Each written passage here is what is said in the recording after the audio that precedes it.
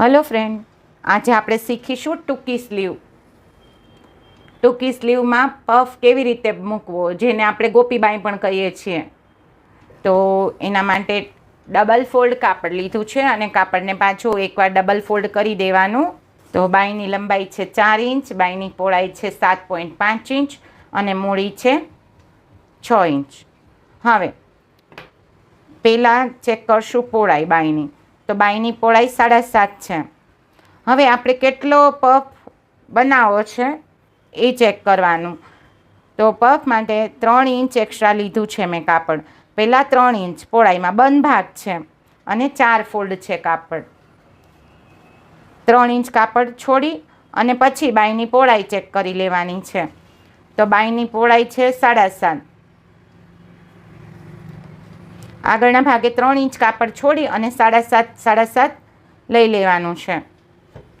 જેટલી બાઈની પહોળાઈ હોય એટલું કાપડ। હવે લંબાઈ છે 4 ઇંચ। 4 ઇંચમાં 1 ઇંચ આપણે સિલાઈનું પ્લસ કરશું એટલે થશે 5 ઇંચ અને 2 ઇંચ હું પફ માટે લઉં છું લંબાઈમાં। 2 ઇંચ લંબાઈમાં વધારવાનું છે। 3 ઇંચ પહોળાઈમાં વધાર્યું છે અને 2 ઇંચ લંબાઈમાં વધાર્યું છે। હવે જેવી રીતે આપણે ટૂંકી બાઈ બનાવતા હોય પ્રોપર એવી રીતે ટૂંકી બાઈનું છે ડ્રોઈંગ।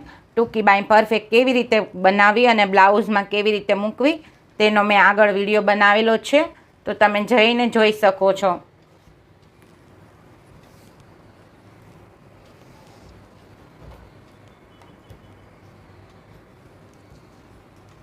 સેન્ટરેથી 1 ઇંચ ઉપર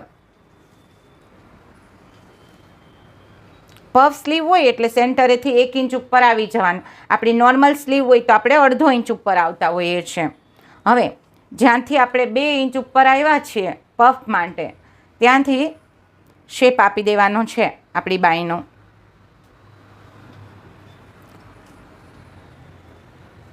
તો તમારી પફ સ્લીવ રેડી છે। તમે વધારે પણ વધારી શકો છો। વધારે તમારે ચીપટી અને વધારે પહોળાઈ જોતી હોય તો એક્સ્ટ્રા કાપડ પણ લઈને બનાવી શકો છો। અને લંબાઈમાં 2 ઇંચ એક્સ્ટ્રા લીધું છે અને પહોળાઈમાં મેં 3 ઇંચ એક્સ્ટ્રા લીધું છે એટલે આપણી બાઈ ટોટલ 6 ઇંચ પહોળી થશે।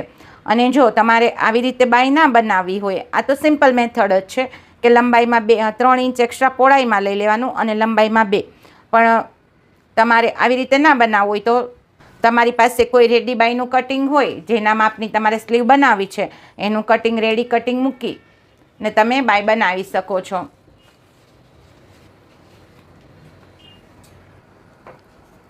રેડી સ્લીવ હોય તમારે જે માપની પરફેક્ટ સ્લીવ રાખવી એનું કટિંગ લઈ લેવાનું અને હવે એમ જોવાનું કે લંબાઈ 4 છે અને 1 ઇંચ સિલાઈ માટે લીધું છે એટલે 5। હવે આપણે પફ કેટલો જોઈએ છે, ઘણીવાર આપણે નીચે પણ 1 ઇંચ એક્સ્ટ્રા રાખતા હોય છે રબર મૂકીને ઝૂલ માટે। તો આપણે 2 ઇંચનો પફ જોઈએ છે કે 1 ઇંચનો, તો અત્યારે મારે 2 ઇંચનો જોઈએ છે। તો 5 રેડી છે બાય આપણી અને એમાં 2 ઇંચ પ્લસ કરશું એટલે 7 ઇંચ। તો 7 ઇંચ એક માર્કિંગ કરી દઈશું। હવે પહોળાઈમાં કેટલા ઇંચ કાપડ જોઈએ છે, તો મારે અત્યારે પહોળાઈમાં 3 ઇંચ જોઈએ છે, તો એક માર્ક 3 ઇંચે કરી દઈશું। હવે આપણી જે રેડી સ્લીવ છે એને અહીંયા મૂકી પ્રોપર સેટ કરી અને ડ્રોઈંગ કરી દેવાનું છે।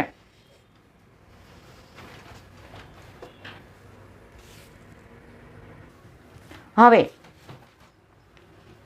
નીચે પ્રોપર રાખી આપણી બાઈ અને સ્લીવનો શેપ આપી દેવાનો છે। જો તમને પરફેક્ટ બલૂન સ્લીવ ના આવડતી હોય તો તમે ઇઝીથી આવી રીતે બાઈ બનાવી શકો।